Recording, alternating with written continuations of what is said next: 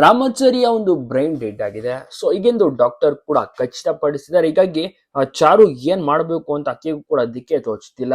ಅವರು ಕಂಪ್ಲೀಟ್ ಆಗಿ ಎಚ್ಚರದಲ್ಲಿಯೂ ಕೂಡ ಇಲ್ಲ ರಾಮಾಚಾರಿ. ಹೀಗಾಗಿ ದೇವರ ಮೊರೆ ಕೂಡ ಹೋಗಿದ್ದಾಳೆ ರಾಮಾಚಾರಿ. ರಾಮಾಚಾರಿನ ಹೇಗಾದ್ರೂ ಮಾಡಿ ಉಳಿಸ್ಕೋಬೇಕು ಅಂತ ಚಾರು ತುಂಬಾನೇ ಅಂದ್ರೆ ತುಂಬಾನೇ ಪ್ರಯತ್ನ ಪಡ್ತಿದ್ದಾಳೆ.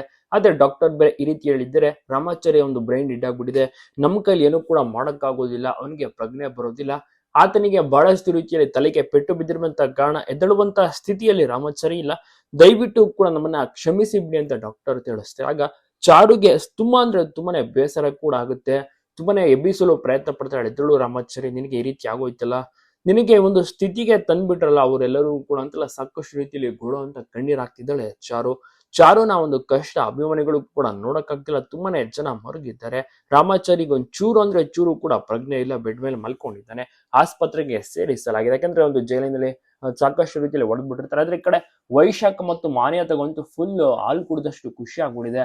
ಈ ಒಂದು ವಿಚಾರನ ನಂತರದಲ್ಲಿ ಕೇಕೆ ಆದ್ರೂ ಕೂಡ ವೈಶಾಖ ಕೇಳಿದಾಗ ಕೇಕೆಗೆ ಫುಲ್ ಭಯ ಆಗುತ್ತೆ, ಕೋಪ ಕೂಡ ಬರುತ್ತೆ.